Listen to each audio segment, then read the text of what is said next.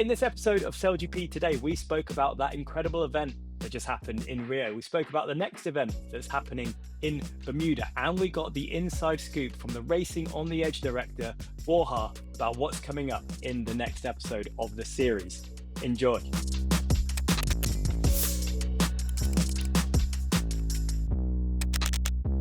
Welcome back to SailGP today. I'm Alex Hobern, and I'm here with the man himself, Stevie Morrison. Stevie, Rio has just gone. Bermuda's up next. Talk to me. How was Rio for you?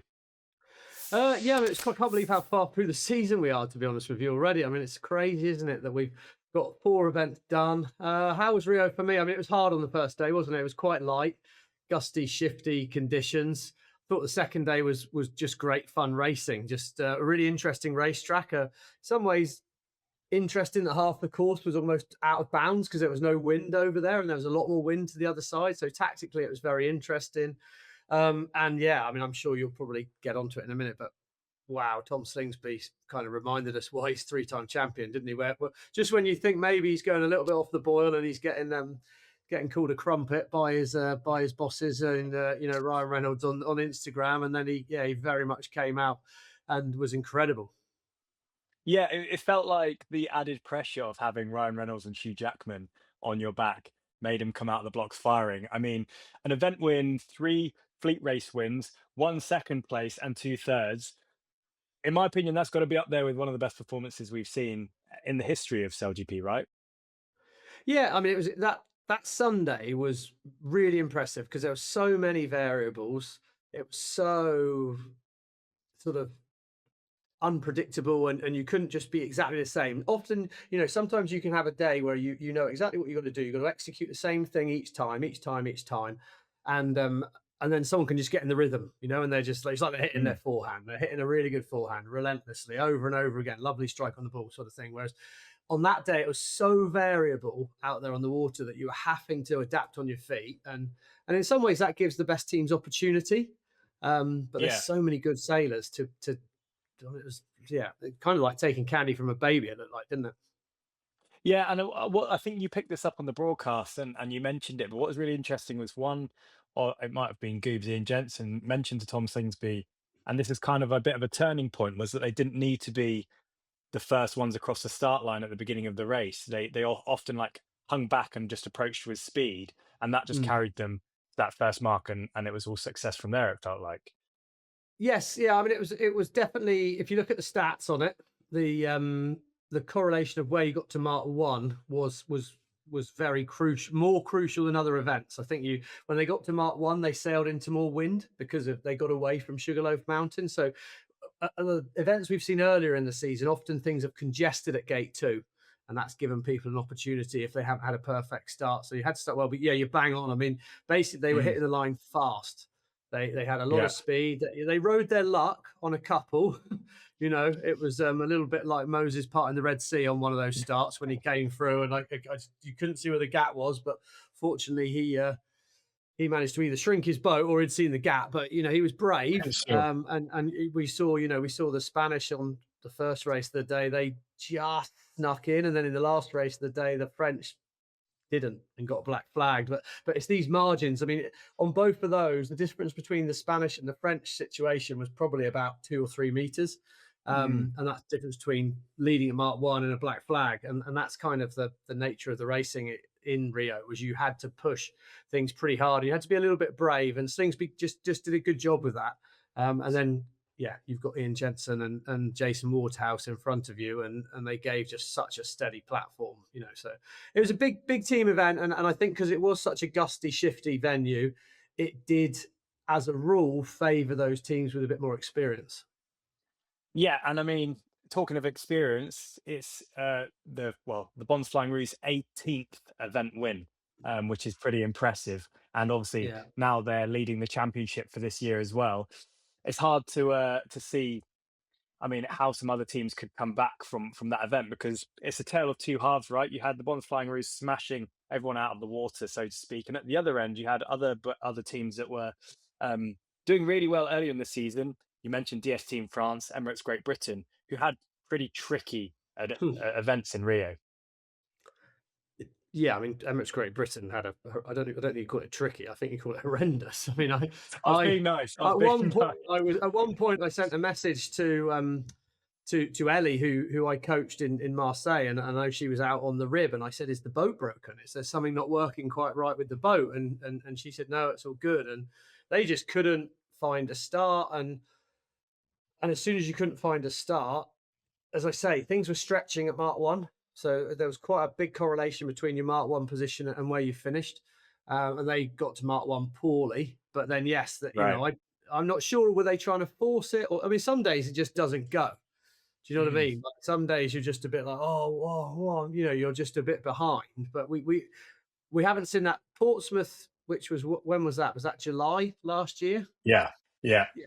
Right. So since July last year until Rio, they'd made every final, which is mind blowing when you think of the standard and all the rest of it. And so, yeah, they, well, I mean, I hope they won't take too much offense in saying they sailed absolutely terribly, but I see it as a blip rather than anything else. You know, they just couldn't get the rhythm. They were a bit out of sorts, and you know they'll be hoping they got all their bad races in one event.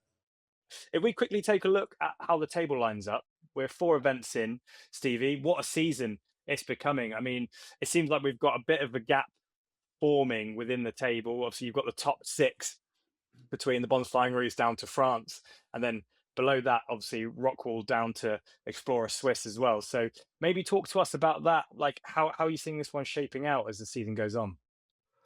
Yeah, I mean, there's a worrying gap, isn't there? If you're Mm, below sixth, I mean, and I only say that because we saw at the end of last season how good Rockwool Racing are. We saw at the end of last season how good the German team are. We've seen how good North Star can be. Mubadala and Italy, will they be feeling? They'll probably be feeling we've made some small incremental gains on the previous season. I doubt they'll be happy, but I think they'll feel they're going the right way. Rockwell aren't so far out of it, and Germany had a good event in Rio, but we're already at the point where that gap could jump real quick. And you look at Los Gaias, I mean, they missed out. They didn't get to sail in Fremantle, and they've made every final. Emirates, until this event in Rio, they've made every final. Bonds Flying Roos, with the exception of Sydney, have made every final. So it's starting to be, if you got aspirations on winning this thing at the end of the year, you're gonna have to get a bit of a wiggle on it, and the teams need a think. I mean, some of the teams are struggling, aren't they? North Star. I mean, to me, that's just not. I mean, ultimately, I mean it respectfully. I mean, I'm only saying this because they're brilliant sailors, but something's not quite happening. I think the event in Rio was actually quite similar to the racing in Sydney. So to expect a huge change in their fortunes could be a little bit like, that they're not quite, I'd say they're making mistakes into their maneuvers, um, where they just lose a lot very quickly. And I think that is often accentuated by a shifty, gusty breeze, which we've had in Sydney, which we had in Auckland as well, but it was generally quite windy, and we've also had that in Rio. So perhaps not playing to their strengths, but yeah, I think there is a big gap. I think we've got two leagues, and it's worrying for some of those teams.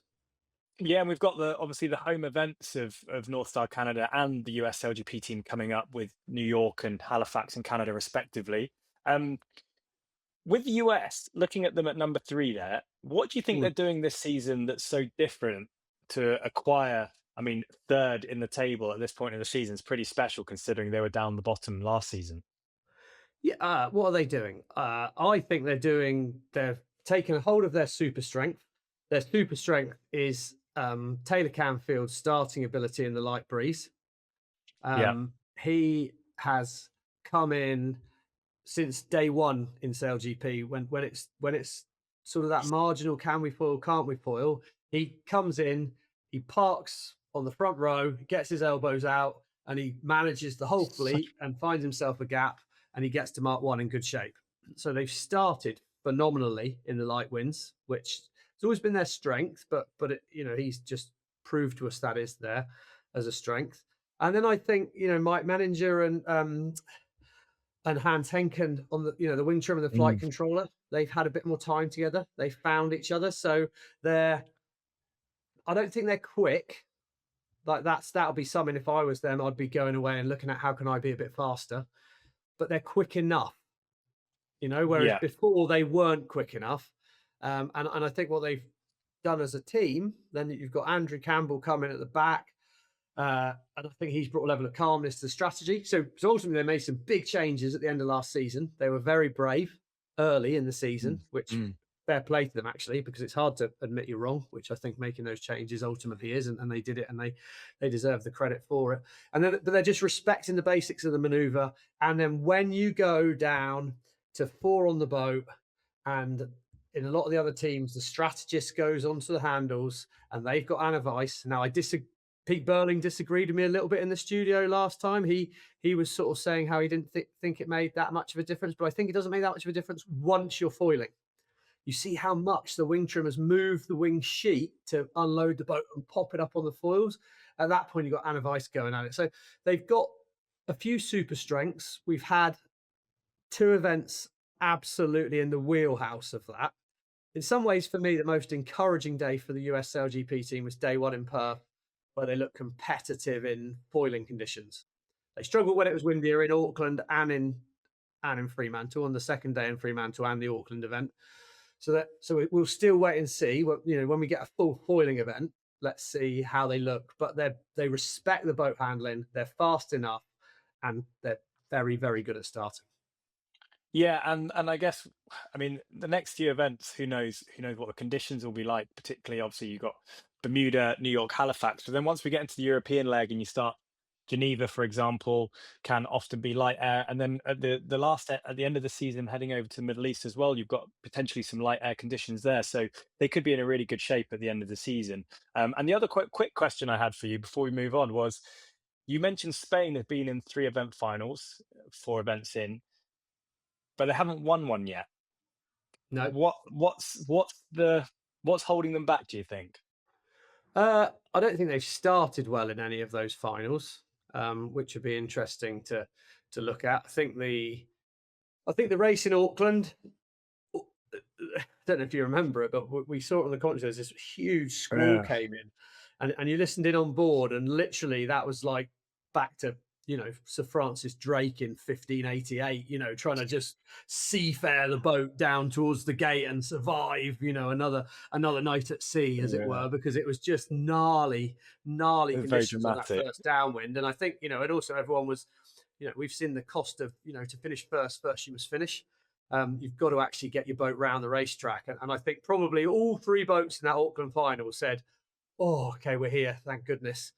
Let's just Yeah. not have a major here. And we even heard Dylan Yeah, say yeah. that at one point. Now, I think the Spanish, maybe there, Sydney, they were sailing brilliantly on Saturday in the just foiling. I'd say, I'd say when you go off the foils, so H1 or even less, that's when, and they'll probably not like me for saying it, but I do think that's when the US are brilliant. Um, Yeah. and the Spanish, when it's just foiling, very, very good, but it was a bit lighter. So I think with that, and then they didn't start very well in the final with Australia, and Artemis did a better job at Mm. the start.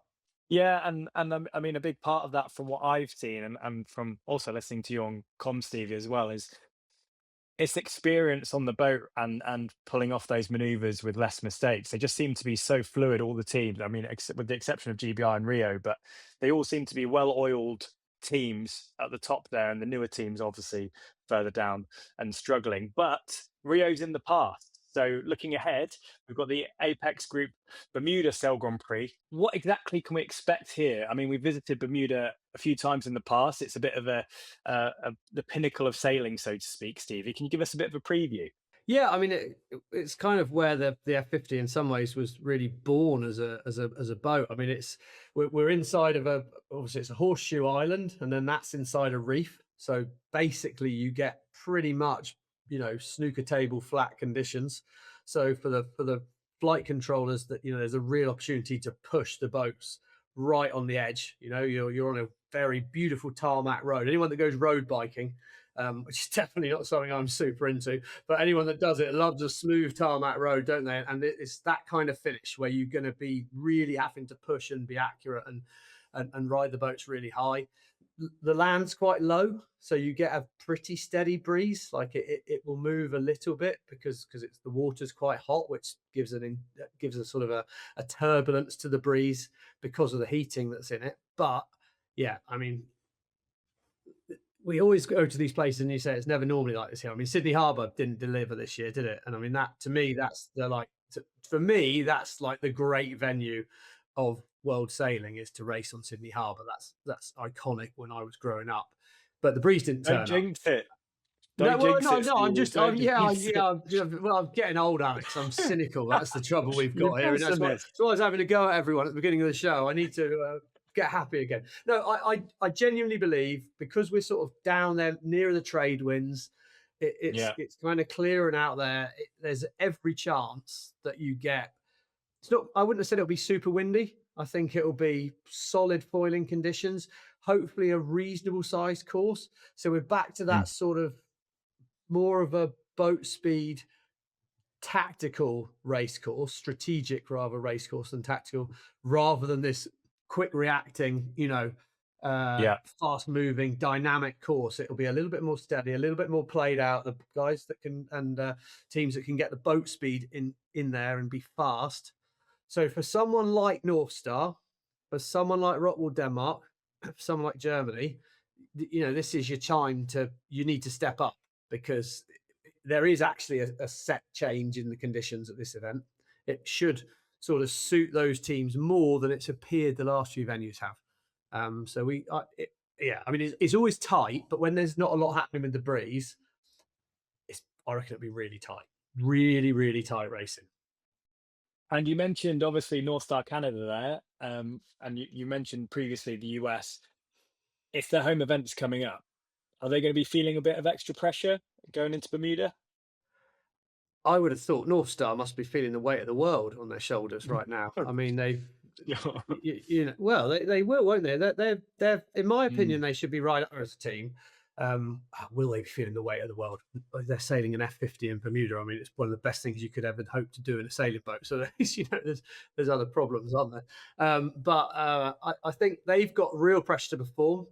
US SailGP team. I mean, they've got to be happy. I think when you go and race in front of your home fans, you've got to try and look at that as positive. I mean, you can have everyone rooting for you. You kind of should be you should be comfy on the ground there. You're going to be getting a lot of positive vibes, and the reality of this league is there's expectation everywhere you go. I'm going to put you on the spot, Stevie. I know you don't like doing Hmm. this. I'm going to talk I do quite like predictions. doing it, Alex. Come Oh, on, you do? we're Oh, just it's we're just having Lisa. a punt, It's aren't we? Lisa that doesn't. Yeah, yeah, It's, yeah, I knew one of you did it. It's Lisa that doesn't yeah. like to do it. I'll go. So we're going to give our third, second, and then first. I think for me, I'm going to go. I'm going to keep it easy. I'm going to go for, based on what you've told me about the conditions, I'm going to go for third place, Los Gallos of Spain. I think they're going to make another final. And then second place, Emirates Great Britain. And then first place, it'd be hard to go past Tom Slingsby, who's been in every Bermuda event final so far for SailGP. So I'm gonna go with those. What about you? Yeah, I feel there might be a surprise in the final, in terms of who gets there. Just wonder if actually Rockwell might sort of show back up a flatter water, and they can actually sort of push on it a bit. It could certainly suit them. I think Australia will be buoyed up. I'm going to go with them second, and I'm predicting about 18 kilometers an hour breeze, and I think that's right in the wheelhouse of Los Gallos. And they won last time we were there. So I'm going to go That's a going to be win for Los interesting. Gallos. It's going to be interesting whichever way it goes. And Well, it's it's always interesting you interesting. mentioned, That's what's so good yeah, about it, isn't it? It's so hard to predict. I mean, there's so many variables. I mean, yeah, we can have an opinion, and and I do genuinely, really, really hope that some of those teams down the board can actually have a bit of a resurgence and feel like they're back on that moving forward, because you know how it is. As soon as you've got a bit of negative momentum, it's hard in your head, isn't it? no, for sure. And it is interesting you mentioned Rockwell, Denmark and Ed Powers as well. You mentioned how important the flight controllers are in Bermuda. I thought that in Perth he had a flyer, and even in Abu Dhabi last season when was his first event. I really enjoyed watching him take on those challenges, and I think, yeah, there's more to come from them this season. There is, yeah, there's for sure. And well, you've just had a baby. Ed had a baby in January, I think. So you'll understand probably, Well, maybe that's why they're not doing well. workload. Yeah. Yeah. Anyway, well, all sorts of drama will unfold. We can be assured of that in Bermuda. And there is one person that is there to always capture the drama as it unfolds, and that is the director of Racing on the Edge, Borja Cantera. Right? How you doing, Borja? I'm doing very well. How Good. are you? Good. Yeah, good. Right. Have you recovered from all the drama so far this season? Um, have I recovered? I don't think I can ever recover from drama. No, I haven't. That's good No. answer. Good Actually, answer. drama is good for us in a very different way than what some people think.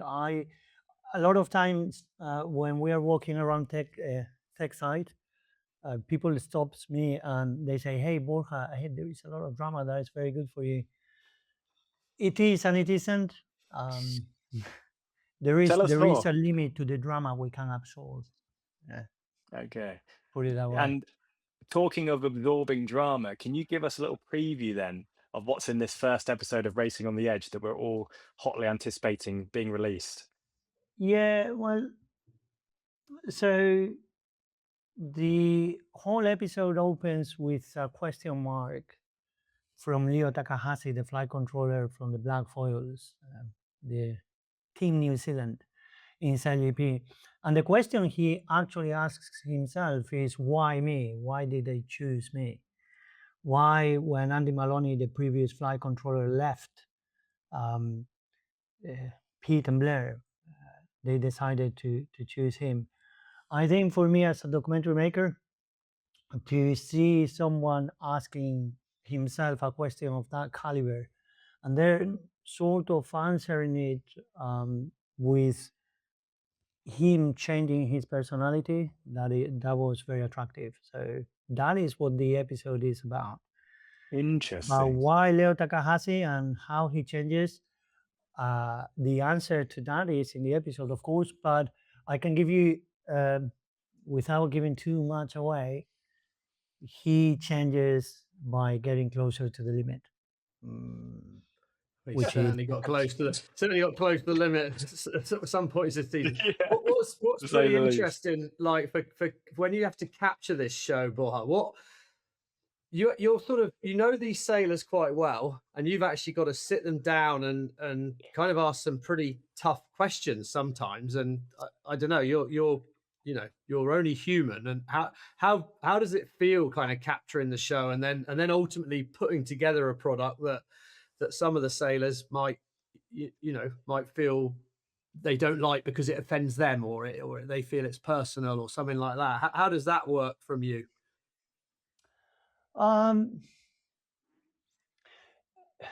To me, okay, if the question is how does it feel for me, this is what I've been working all my life towards, being able to make these sort of documentaries, being very close to the athletes, to the characters, and then see just in front of me how they go through constant transformation. And that's what we try to capture, them transforming. Now, how does it feel? It is a challenging process to get the sort of reaction of the sort of answers to the questions we ask. You really need to put yourself through what they're feeling. You need to get involved in a way as a spectator, but also to get quite close to the journey. So it feels great when they're winning. It feels really dramatic when they're going through something. Sometimes we're so close to them sometimes that throughout an interview they might start talking about a huge misfortune in their lives, and not just me but everyone that is working with me on Racing on the Edge, we do feel it. We feel the drama, the pain they are going through. So I think that's one of the keys as a documentary maker. You need to feel or try to feel what they feel. You need to empathize with their journey. So yeah, it feels like a big roller coaster. I could sit here and listen to you talk about that for a long, long time, Borja. I really It's hope you incredible to don't. see you talk about it. Yeah, okay, well, but you mentioned moments there, which was quite interesting, and like how the particular athletes are feeling in the moment, and obviously the differences in that. Is there a particular one out of your time at SailGP that has stuck out to you? Um, yeah, I think the grand finals, they are always really impactful because everything is taken to the limit. The emotions are amplified in a great deal, and then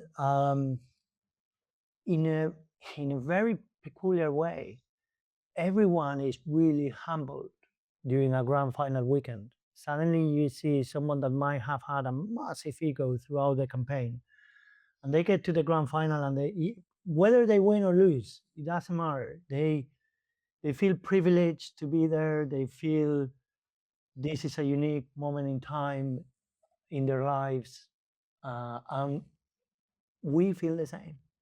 So I think the grand finals are really important. Also, whenever I see a team winning for the first time, that is really special. And I remember in particular Team Spain. Yeah, No, I because thought I'm you might. Spanish. I thought you might, but No, I tell you what. No, because I'm Spanish, but because as any storyteller, when we see the rookie story is very important for us. And Team Spain in season 3, they finished last. And then in season 4, I believe it was after 2 or 3 events, they won their first Grand Prix in Los Angeles. And I remember we went to that Grand Prix to LA. We went early to do a documentary with Mike Taylor with the Americans because they had just made a bid to buy Team USA. And it was the story everyone was talking about. We spent a few days with them going up and down in Beverly Hills. 2 New Yorkers in LA. It was really interesting. And we had a lot of good footage internally within the team of SailGP. We were saying to ourselves, "We've got it. This is going to be a great episode." And then suddenly, on the Sunday, as the race is progressing, I've got a feeling Spain is going to win.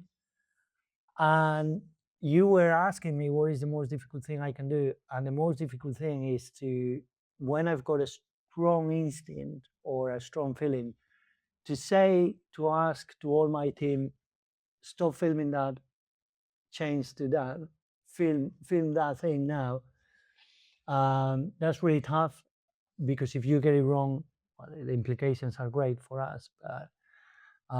On that occasion, it worked out because we stopped filming the many guests that the Americans, they had loads of VIPs in the adrenaline lounge, and we started filming Tony, who was a new CEO for the Spanish team, and they went on to winning the event, and we made a great episode. So that's the answer. What is the most difficult thing for us? To trust our instincts and make those big calls when we think they're going to pay off. Sometimes don't work, may I say. Yeah, wow. We But will be that time seeing. worked, and it was good. We'll see how the payoff is on this new episode, though. But I'm sure it's going to be great, Borja. I really appreciate you spending some time to chat to us there. And you're shortly heading off to Bermuda, so good luck on that one. Well, it was great chatting to Borja just then. I mean, Leo is a special person, and so much happened in those first 4 events. What did you think of it, Stevie?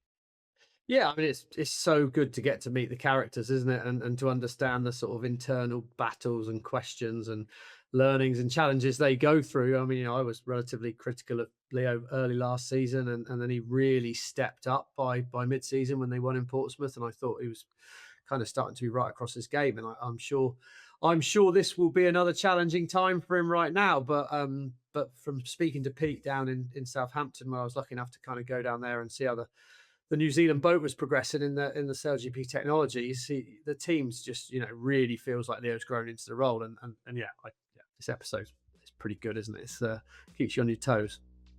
Well, if you want to watch the episode of Racing on the Edge, it's out on our YouTube channel right now, so give it a watch. And unfortunately, Stevie, that's all we've got time for from today. Thanks so much for joining me. No, thank you. It's been fun. Well, the Apex Group Bermuda Sail Grand Prix is this week on the 9th and 10th of May. So tune in if you want to see the F50s rip along the Great Sound, and we'll see you next time.